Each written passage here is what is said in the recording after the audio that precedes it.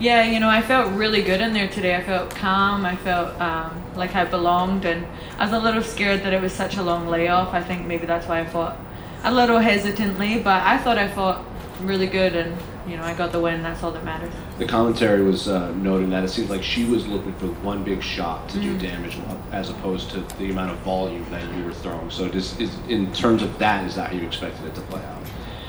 I thought she was going to grapple more, to be honest. I wasn't sure, but I know that she couldn't shoot double legs on me. She was going to have to wrap me up her body and try and throw me, which is hard when someone's throwing as many punches as I do. So, yeah, and I just try and fight like that every time. I want to hurt people. I want to just throw a lot in their faces, and I knew it was going to be hard to grab a hold of me. So. Before the fight even started, the comment, I think it was Dominic Cruz saying, like, I bet she goes for a headlock right away. So how much did you prep that headlock defense? Yeah, so we had about 3 weeks with this new opponent, I think, and it was the first thing we said was like, well, she loves a headlock, so we have to try and work on that. And that was interesting for me. I've never fought anybody who's done judo, so just learning how to defend judo is a new tool that I got from this camp. So yeah. And this was your first fight after going to Fight Ready, correct? So what was it like having that new corner? It was great. I'm super grateful for everything they did for me this camp. They gave me time in and time out, everything that I asked for. Sometimes not everything I asked for because it was a little bit too much. I love to overtrain.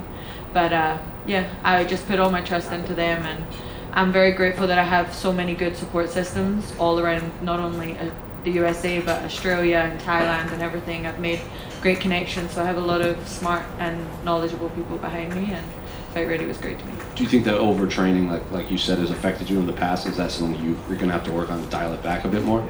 I don't know, but other people have told me that it does affect me, but I would just keep doing it if I hadn't stopped and listened to other people. Were you in Arizona in the summer? Yes. How was that? I lived there. It was very hot this time around. I think I was there for like 14 weeks this time around, so it was hot for sure. Final one for me. You said you didn't like the long layoff, so I guess when do you want to get back in there? I'm gonna have to talk to everybody, obviously, but no longer than like 3 months off. I can't be doing really big layoffs again. So yeah, I want to stay active. Do you look at specific names, or are you not even looking at that right now?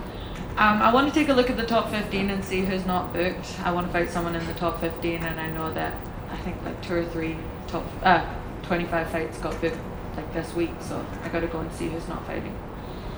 And Casey, the fight was important, but how do you rate your performance of your ray gun post-fight? I gave that a 10. I think I did better than she did in the Olympics. I think if they do bring it back for 2028, I might need to take an MMA hiatus and go get a gold medal. And finally for me, you had a bit of distractions outside the cage, a bit of emotional, obviously we won't make any of that public or anything, but can you talk about how much that might have distracted you going into obviously a very important fight week? I wasn't going to let anybody come to Australia and beat me, so, there could have been a meteor hit the hotel. I was getting out and I was going to win. I'd get my hand right today. Thank you. Casey, just one here. How do you overcome those moments of doubt over the last 2 years? Obviously, it's your first win since the Roxanne Metaferia win. How do you overcome those moments, periods of doubt you may have? And I guess, what does it mean to you to silence doubters that may have doubted you en route to this fight? It was very hard. It's something that I wouldn't say that I know how to do it. I've listened to other people. I started seeing a sports psychiatrist. Her name is Sharon. She's great.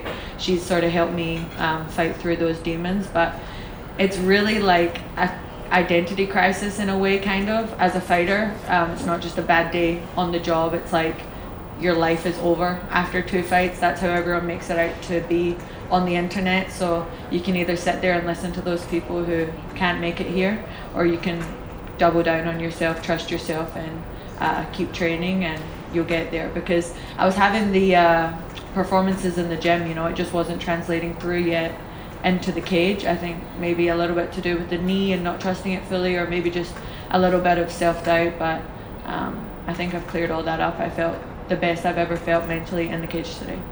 Just one more. Obviously, this is your first fight in Australia in 4 years, so what was it like for you being out there tonight fighting in front of them? And is that something that you want to continue moving forward, fighting on these Australian cards?